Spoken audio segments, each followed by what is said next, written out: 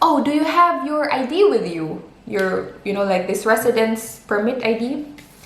I said, yeah, I have it with me. So I show her then, and she was like, oh, you don't have a photocopy of your ID. And I was like, I stopped. I froze, and I was like, I was looking at this ID. You know? If this ID, if you tell me that I need to go downstairs again and look for a photocopier for this damn thing, which I asked you like 30 minutes ago if I have something else to photocopy, but you said everything is good now. This fucking card is going straight down to your mouth, and I'm going to stuck it inside your mouth. No, that's only in my brain, guys. I mean, I'm not that harsh, you know that.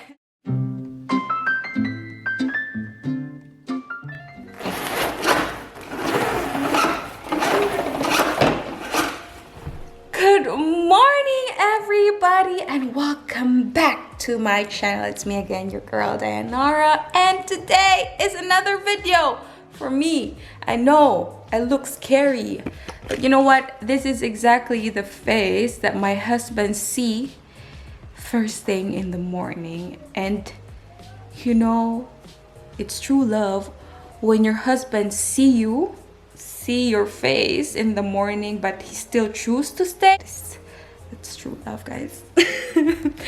Yeah, you know what, the reason why I wasn't able to post any video for the last week, it was because my husband bought a house. It's in the place where he actually grew up, and it's been around like 10 years since he, you know, got back here for good. And yeah, we were too busy packing things and unpacking things, and oh god, with the cleaning and, you know, making the house look more presentable is exhausting. And finally we're almost done. Not entirely, I mean, the house still looks empty because, you know, we don't have much things anyway. Hopefully within this month or the next month it will look a lot more homey. Actually just got home from the supermarket. I bought some. Let me just put this thing in my bag. I have this bag right here. Finally home, and I'm gonna show you real quick what I bought. The good thing is the supermarket is only like around 4 to 5 minutes away from home. So yeah, I just quickly went there because we ran out of bread. This is what we usually eat in the morning for breakfast. And I'll show you guys. Oh, this is so good. This is a mint juice. How do you, I don't know, Timbark? Yadko Mieta. I don't know how to read this. This is Polish drink. Oh, I love this one. This tastes really good. And I also bought this. I was at the pharmacy, and I was looking for a cream to put at the back side of like the shoulder area, because Chris really had what do you call it, a sunburn, but not just a regular sunburn, but an extreme sunburn. You know, he doesn't have the same skin like we do, so I think Caucasian skin is very sensitive to the sun. So yeah, he was burned, and the burn was like double burn, because he went like, he was working with the grass. He was cutting the grass like normal, you know what you do with a grass cutter, and he was outside for I think around 5 hours straight, and it was sunny. And then when he went inside the house, he was all red, like red, and then after like a day or two, the skin was starting to peel. But the thing is, he didn't stop there. He went again outside and did some work outside in the garden, and yeah, he was burned twice. So now he is peeling like crazy. He's like a snake. You know when a snake changes its skin. That's what he is undergoing right now. And I was looking at this La Roche-Posay. Is that how you say it? I don't know. Posay, I don't know. And I was looking for a cream, something for a cream, and the lady, who I think the pharmacist, I don't know, and she was like, yeah, how can I help you, blah blah blah. And I was asking her like, yeah, my husband has this terrible sunburn, and he needs some cream. I don't know what to do. And she was like, yeah, try this aloe vera. And I actually I was looking online, and they said that this is really good for burns and mosquito bites and all that stuff. And I was like, oh, amazing. So yeah, and I also bought some Oreos for snacks, and some cherry tomatoes, this romaine lettuce, I think. And oh, look at this, guys. This is so cute. This is like a container for salad. So it looks like this, and then there's like, if you want the dressing, you can separate it and put it like here. And it also has a spoon and fork inside. So this is perfect. And I think that's it. Yes, some chocolate waffles, and what else? Cucumber, oil, and a salad dressing. And yeah, that's it. And I'm gonna have my breakfast in a bit, and I'll see you. Stay tuned.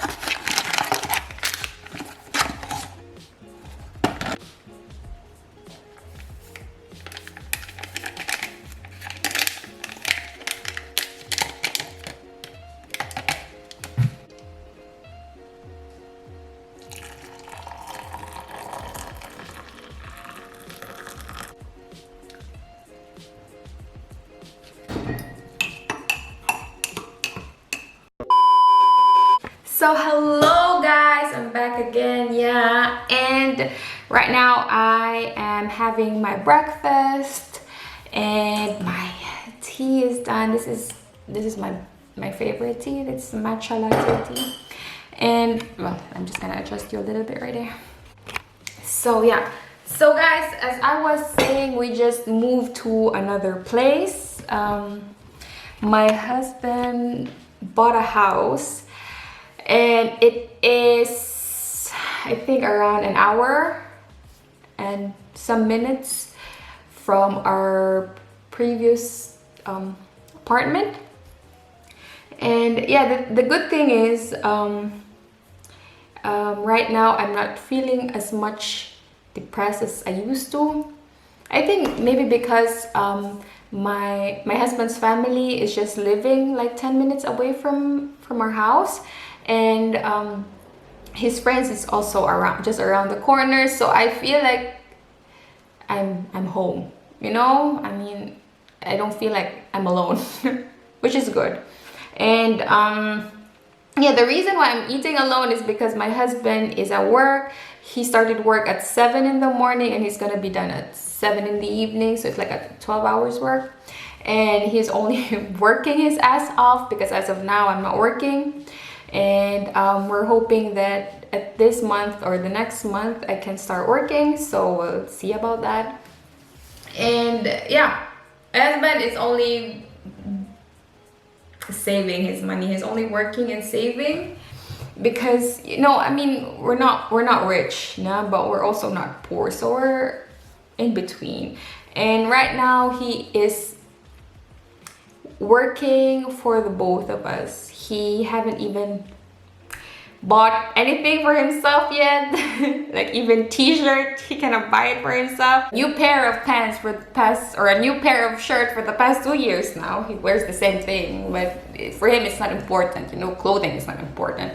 Oh, but what's important is a house, or, you know, like a car.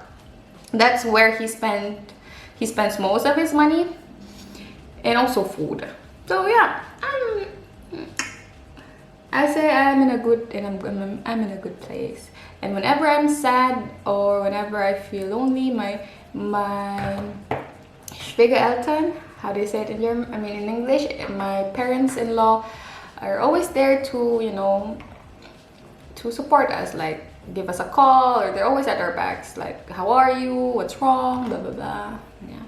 The only problem is that I don't know if it's a psychotic problem, but I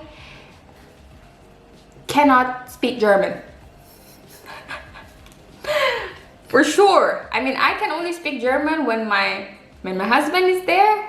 Oh no, I cannot. I really hate speaking the German language. I mean, I can understand almost all of it, but speaking, I don't know. I just, you know, when you are like, you are in a stage where you know all the lyrics and stuff like that, or you know every line you're supposed to say, but then when you're already in the stage and people are looking at you, and then your brain just blocks and you're lost for words. It's the same case as me.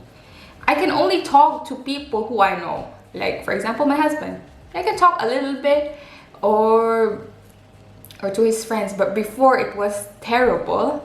Or to the people, for example, I have no connection to, like a doctor's assistant when I can call, and nobody from my family or nobody from the family of Chris knows that I'm talking, and then I can talk.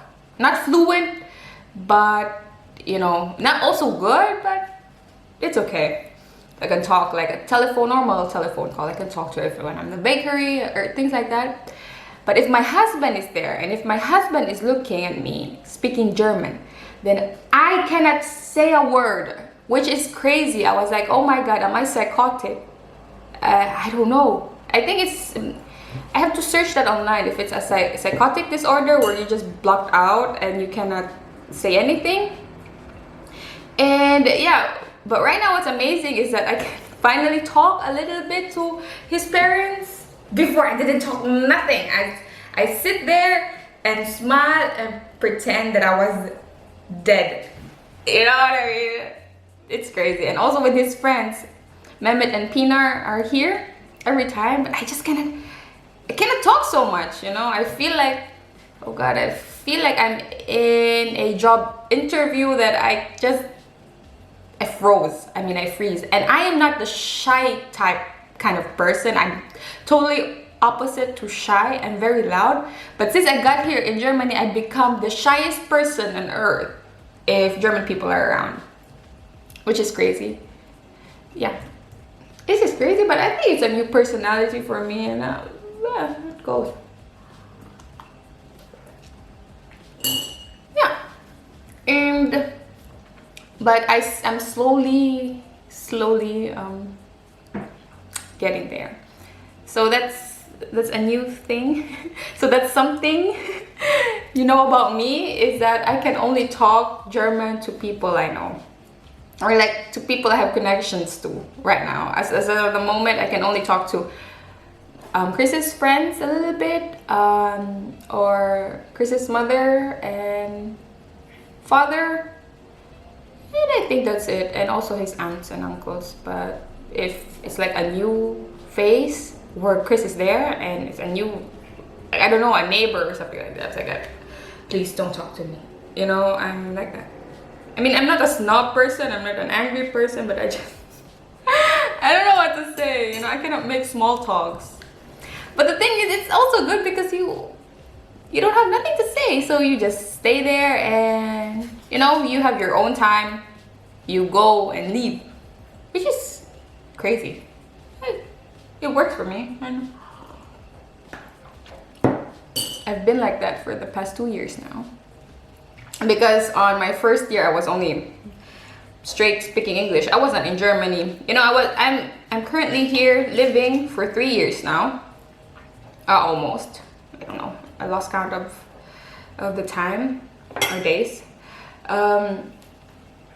But when I was an au pair, I only speak English, like literally English, from day 1 to day 365 and more, because I was living there I think 1 year and a half, and I was only speaking English, straight English, no German at all, nothing. And I was studying a little bit of German because I had to study German because I was an au pair. But since I wasn't, no, there's nothing I can practice it. You know, I mean, there's nobody I can talk to with in German because everyone wants to speak English. I think German people also want to practice their English because they really don't have a chance to speak English, because everyone who comes here to Germany is expected to speak their language. So I was the opportunity to, you know what I mean, I was their opportunity to practice their English language, I suppose. And also my husband, my husband, who was my coworker before, he was also trying to speak English to me. He couldn't speak English before. Oh my god, that was terrible. He couldn't. He just can't. And and he speaks English for 2 years. And the thing is, the only reason why I tried speaking German is because my mother-in-law, God bless her heart, she's very kind, she cannot she cannot English. She cannot understand one word in English. I was like, oh god, no, oh god. But my stepfather his English is way much more better than Chris's English. His English is perfect. It's crazy. So I was like, you know what, I will try my best to at least speak a little bit day by day. I was like, oh god. I mean, you know. And also his friends, Chris's friends barely speak English. And I was like, oh my god. And now I'm planning to work here. Before my part-time job, it only requires me to speak English. You know, they are like well-off families. So when you're working with well-off families, of course they're very educated. They know more than 3 languages. So I was like, for me, I speak English, and it was fine. It works well for me. But since now really living in the German community where regular people are at, they don't need to speak English. So I was like, oh my god, this is really where I can say that I'm only literally living in Germany for a year, because the 2 years I was living in America. That's the truth. And so to all the people who are expecting me to speak German, can forget it. Yeah, so that's it. So I was, you know what, also another thing, when I was still living in Metman and I got my ID, the next morning my husband told me, you know what, hon, it's your time to shine. I'll send you to work, like a nursing home. And he did all the interview, he did everything, like also he did all the submission of papers. He was doing all my resumes and what is this, a letter of whatever. Even the interview, he was there sitting with me because I was not talking. I was literally not talking, and I was like going there like, when is he gonna end? And my husband was there and he was talking everything for me. So I just sit there like a stupid person, and he's sitting beside me and he was like, you know, this is my wife. He's a nurse in the Philippines. He's been here for almost, I don't know, 2.5 years now, because that was like 6 months ago. Well, that was like 3 months ago, and he was like, yeah, she has a B2 German certificate, so she can speak good German. And I was like, really? Me speaking? Are you fucking kidding? And I was like, you know, and I was like, oh god. and then I was so shocked because the chief nurse said, or I don't know, he was, yeah, I think he was the chief nurse, or he was like the chief coordinator things, you know, for the HR. And I was like, you know what?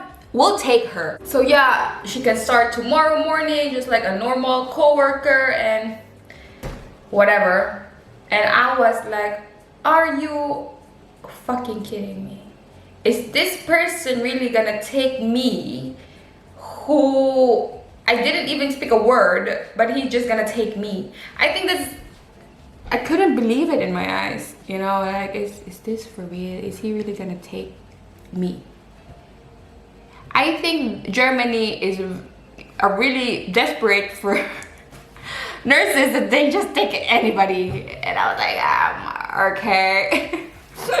But I was just, you know, and then that night, I was crying my ass off, and I was like, oh god, I don't want to go tomorrow because I don't know how to speak to people. I have this people fright. I don't know how you call it. I was like, I was never shy before, but I was like, I cannot talk. How can I talk to patients if I freeze every time? And I was like, please don't send me. And he was like, okay, then let's just cancel it. Yeah, it was there. It was my opportunity to actually earn money, but I was like, I'm not up for it.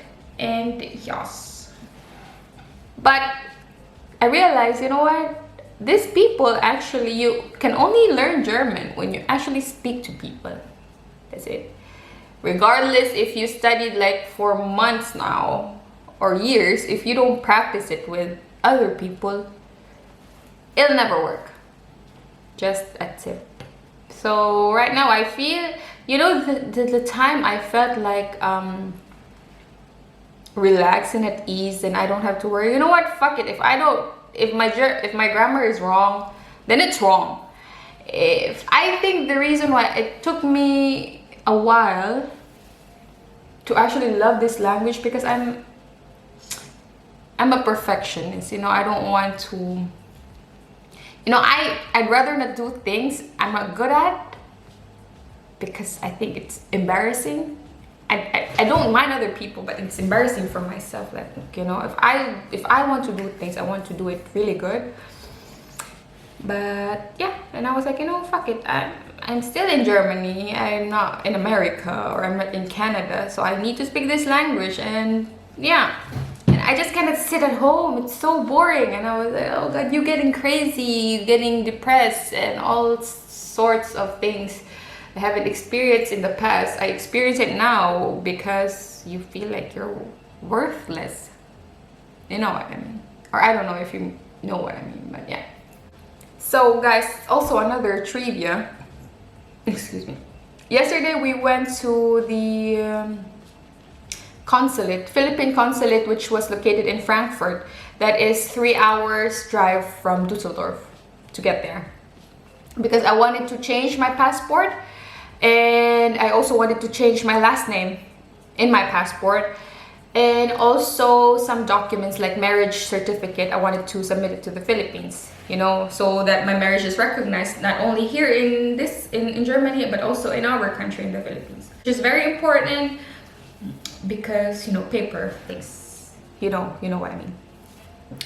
And yes, you know, the thing was, when I got there, I had all my papers done, you know, like your requirements. I complied all my requirements. I have the photocopied requirements for my birth certificate, blah blah blah. I followed all the instruction which was stated in the website, the Philippine Consulate website, of the requirements you need to acquire for the application. So I did that.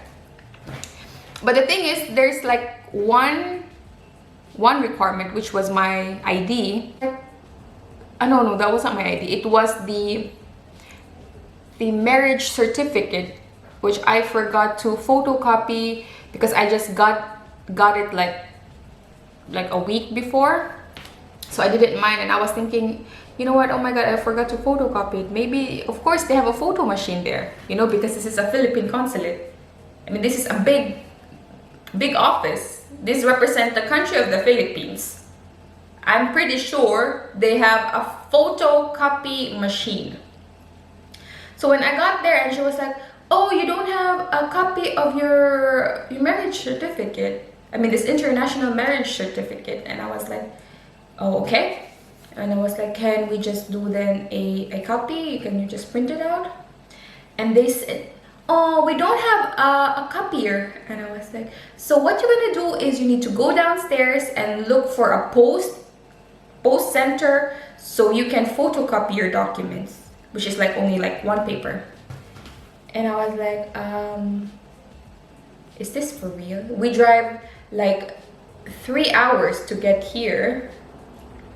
We look for a parking space almost 30 minutes because, you know, in Frankfurt you have to pay for a parking space, which is very, you know, which is expensive, and to find a parking space takes forever.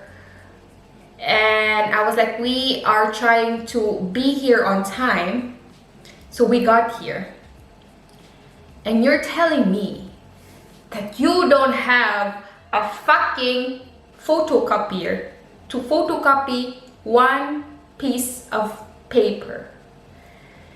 And she said, no, we don't have a photocopier, so you need to go downstairs and photocopy it yourself. And I was like, okay. I stayed really calm and I stayed professional, you know. I was like, okay, I'm gonna do it, it's no problem. Is there anything else that I need to photocopy? Because, you know, I am going there, so at least I can, you know, I can do all the things in once. And she said, no, that's it. And I was like, okay, I really, you know, I try to maintain being calm because my husband is there, you know what I mean? And this is my people, this is the Filipinos. So I need to, you know, protect them from harm. So my husband was already saying, what is this for a shit? Why do you have to go downstairs? And I told him, hi, come on, it's okay. It's not such a big deal. Shut the fuck up. You know, I told him. But deep inside, and I was like, are they for real? Are they going to embarrass me in front of other people? I mean, I'm not saying my husband is another people, but, you know, another race.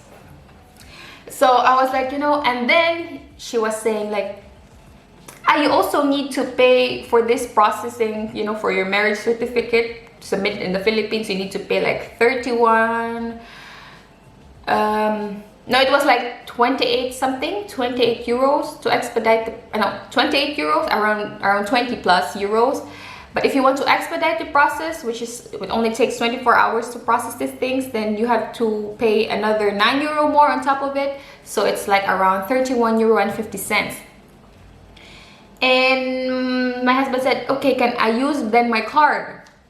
Because we just don't bring like bargeld, or what they say it, like a cashier, you know. People use cards now. But then this lady said, oh, I'm sorry, but we don't have an easy card, so you can only pay by cash. And my husband is like, okay, so what are we gonna do now? Yeah, you need to go downstairs, go outside the building, and outside the building you can find like a bank, and you can withdraw your cash and go back here and pay me the fucking damn cash. So my husband already blew, you know, his mind was like, are you fucking kidding me? And I was like, okay, hon, let's go together, let's go downstairs, let's go out of this building and find a fucking Xerox copy machine, and you find a bank, because we need to do this, because we're also paying for the parking ticket, which, you know what I mean, you have to pay. And I was like, okay, so I was like, keep calm, it's gonna be okay, blah blah blah. So we went there, we took the money, we print the paper thing, and then we go upstairs. So we waited there, took like, I don't know, 30 minutes, blah blah blah. And my husband was like, what is this for a place, you know? I was like, there's only 3 Filipinas in there, but it took them forever. And I was like, they don't even have a water dispenser or a coffee machine, so that at least, you know, when a Filipina comes there, they feel being served, because Filipinos all over the world are serving other foreign people. Like we go, like for example, nurses. Filipinos are known to be nurses all over the world. We go to Germany, we go to Ireland, we go to Canada, we go to America to serve other people, you know, being hospitable, these things. We are domestic helpers in Saudi Arabia. We clean their toilets. We do all this shit, nah? To make other nations or other, what do you call it, other nationalities feel good about themselves, or feeling that they're being treated well, and things like that. Because that's what we do. We try our best to treat people good. And the thing that concerns me most is that how come we cannot take care of our people, you know? I mean, this is the consulate or an embassy. How come they cannot put a water dispenser or at least a coffee machine in the office, so at least when other, or not talking about German people or like German husbands, but at least for us Filipinos, we feel like, oh my god, how cool is this? Like, they really thought about us, you know? When we get there, you know, they can say like, you know what, you're waiting, can I offer you something to drink? Or do you want some coffee? Do you want some juice? Or what kind of drinks can I offer you? Because we're Filipinos, nah? Other Filipinos, when they do that, it just feels so, oh my god, I feel like I'm treated well. You know, after driving for a long time, they could at least offer me something for a drink. But no, you have to go downstairs, look for a coffee place, and buy your own shit. And I was like, how? This is just sad. And you know what pisses me off? So we already done these things, and we go back to the office. And he said like, yeah, we paid for this thing. And I was like, we're paying so much money, but you cannot even, anyway, whatever. So I was like, you know, it's okay, I can understand. And then and I was like, okay, can I also apply for my passport? Because that was the application for my marriage contract and things like that. It's like, no, we'll do it then a little bit later. So I was like, okay. So I sat down there, waited and waited and waited. And then she was like, okay, we're done with the paper thing. We can move on to your passport application. I was like, okay, good. So I also gave her all the requirements. And she said, oh, do you have your ID with you? Your, you know, like this residence permit ID? I said, yeah, I have it with me. So I show her then. And she was like, oh, you don't have a photocopy of your ID? And I was like, I stopped. I froze, and I was like, I was looking at this ID. You know? If this ID, if you tell me that I need to go downstairs again and look for a photocopier for this damn thing, which I asked you like 30 minutes ago if I have something else to photocopy, but you said everything is good now. This fucking card is going straight down to your mouth, and I'm going to stuck it inside your mouth. No, that's only in my brain, guys. I mean, I'm not that harsh, you know that. But I was still smiling, like, I was like, ma'am, I'm sorry, I don't have a photo. I mean, I don't have a photocopy of my ID. Do I need to photocopy it? Because, you know, I was already telling you if I need something to photocopy, but you said, no, it's all good. I was still smiling and keeping myself calm. And I was like, and she was like, I'm not gonna forget it. I was like, okay. So I sat down there. And she was like, oh, yeah, you need to pay 50, how much was that? I think 58 euros for the passport, you know, to apply for another passport. And I was like, okay. So my husband was there, he paid for it. Because again, I don't have work, so I don't have money. So my husband, luckily, he paid for it. Yeah, and my husband was already pissed. I was like, okay, this is the money, blah, blah, blah. And you know what pisses me off? And she was like, okay, then I'll just process these papers real quick. and right after we're gonna call you to, you know, to get to, you know, to take your photo for the passport. And I was like, we can also do it here. I was like, okay, great. And you know, I was standing there. There was a glass wall in here, nah? You know where the glass, and then this is the person, I'm here.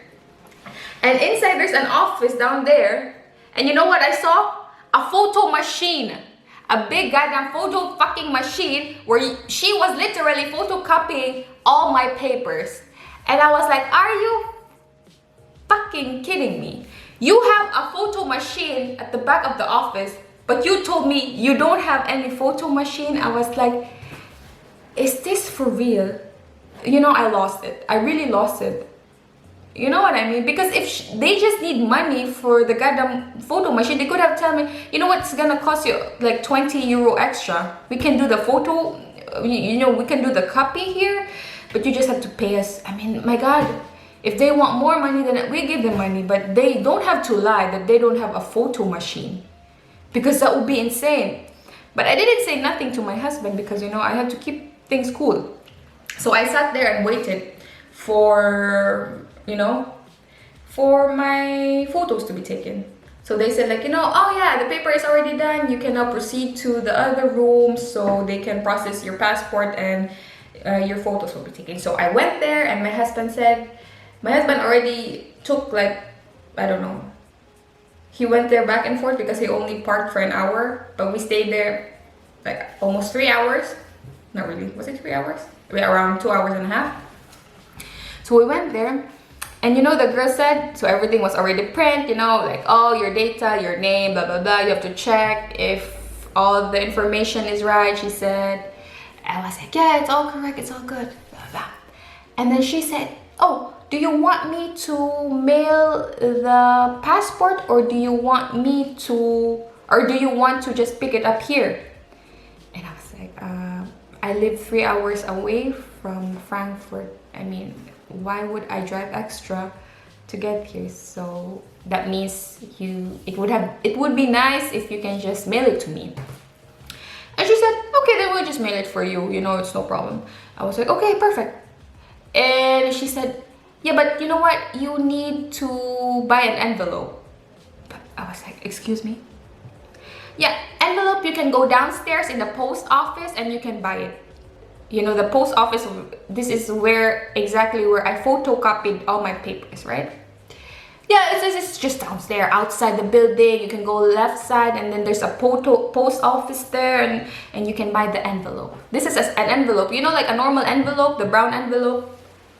And I was like, are you fucking kidding me? I just went there. And my husband was also there. He was looking at me. I was like, hon, is this your people? I mean, like, they cannot even provide you with an envelope? I lost it, guys. I really lost it. And I'm sorry, like, I'm sorry, miss, with all due respect, but we already went there. You know, I mean, like, how much is this envelope cost? Can I just buy it here? Because I don't want to go downstairs again and go back here for this fucking envelope. And she said, oh, then it's okay. Then I can provide you with that one. Because I had the post, what is it, the stamp where you send it. You know what, miss, I have the stamp. I mean, and I saw the fucking envelope. It was just there. I'm sorry, I'm preaching again, but that was just a no-go for me. So I hope if you're working, you know, I'm not against all the workers in there because they're just doing their jobs. But if you are someone really, and if you're working in a government and you can at least do something about it, I mean, it would be really nice if you can at least provide a coffee machine or a water dispenser in Philippine embassy located in the foreign land, you know. So at least when Filipinos go there, they can at least feel like, you know what, I'm so thirsty from driving so long. Can you offer me something? No, that would have been very nice. That would have been, regardless if we waited or the processing was not, you know, so easy as I thought it would be, then at least we were offered something to drink. You know, then it would solve all the problems in the world. Yeah. But it was not, so reality.